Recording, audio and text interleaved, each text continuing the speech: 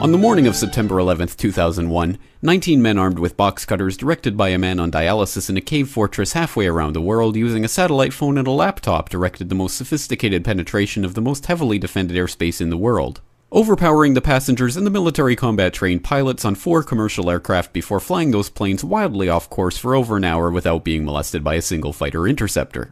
These 19 hijackers, devout religious fundamentalists who like to drink alcohol, snort cocaine, and live with pink-haired strippers, managed to knock down 3 buildings with 2 planes in New York, while in Washington a pilot who couldn't handle a single-engine Cessna was able to fly a 757 in an 8,000-foot descending 270-degree corkscrew turn to come exactly level with the ground, hitting the Pentagon in the budget analyst office where DoD staffers were working on the mystery of the $2.3 trillion that Defense Secretary Donald Rumsfeld had announced missing from the Pentagon's coffers in a press conference the day before, on September 10th, 2001. Luckily, the news anchors knew who did it within minutes. Osama bin Laden. The pundits knew within hours. Osama bin Laden. The administration knew within the day. Terrorists who committed these acts and those who harbor them. And the evidence literally fell into the FBI's lap. That a hijacker's passport was found blocks from the World Trade Center crash site, if you can believe that. But for some reason, a bunch of crazy conspiracy theorists demanded an investigation into the greatest attack on American soil in history. That investigation was delayed, underfunded, set up to fail, a conflict of interest, and a cover-up from start to finish. It was based on testimony extracted through torture, the records of which were destroyed. It failed to mention the existence of WTC-7, Able Danger, P-TECH, Sibel Edmonds, OBL and the CIA, and the drills of hijacked aircraft being flown into buildings that were being simulated at the precise same time that those events were actually happening. It was lied to by the Pentagon, the CIA, the Bush administration, and as for Bush and Cheney, well, no one knows what they told it because they testified in secret, off the record, not under oath, and behind closed doors.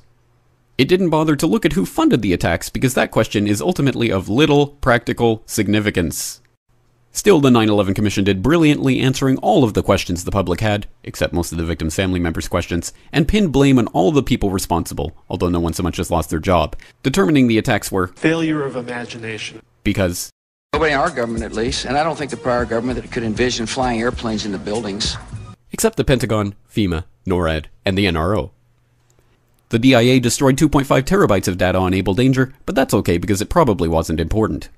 The SEC destroyed their records on the investigation into the insider trading before the attacks, but that's okay because destroying the records of the largest investigation in SEC history is just part of routine record keeping. NIST has classified the data that they used for their model of WTC-7's collapse, but that's okay because knowing how they made their model of the collapse would jeopardize public safety. The FBI has argued that all material related to their investigation of 9/11 should be kept secret from the public, but that's okay because the FBI probably has nothing to hide. This man never existed, nor is anything he had to say worthy of your attention, and if you say otherwise, you are a paranoid conspiracy theorist and deserve to be shunned by all of humanity. Likewise him, and her, and her, and her, and him. Osama bin Laden lived in a cave fortress in the hills of Afghanistan, but somehow got away. Then he was hiding out in Tora Bora, but somehow got away. Then he lived in Abbottabad for years, taunting the most comprehensive intelligence dragnet employing the most sophisticated technology in the history of the world for a decade, releasing video after video with complete impunity and getting younger and younger as he did so, before finally being found in a daring SEAL team raid which wasn't recorded on video, in which he didn't resist or use his wife as a human shield, and in which these crack special forces operatives panicked and killed this unarmed man, supposedly the best source of intelligence about those dastardly terrorists on the entire planet. Then they dumped his body in the ocean before telling anyone about it. Then a couple dozen of that team's members died in a helicopter crash in Afghanistan. This is the story of 9/11, brought to you by the media which told you the hard truths about his head could be seen to move violently forward. And they took the babies out of the incubators.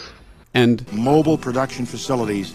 And the rescue of Jessica Lynch. If you have any questions about this story, you are a batshit paranoid tinfoil dog-abusing baby hater and will be reviled by everyone.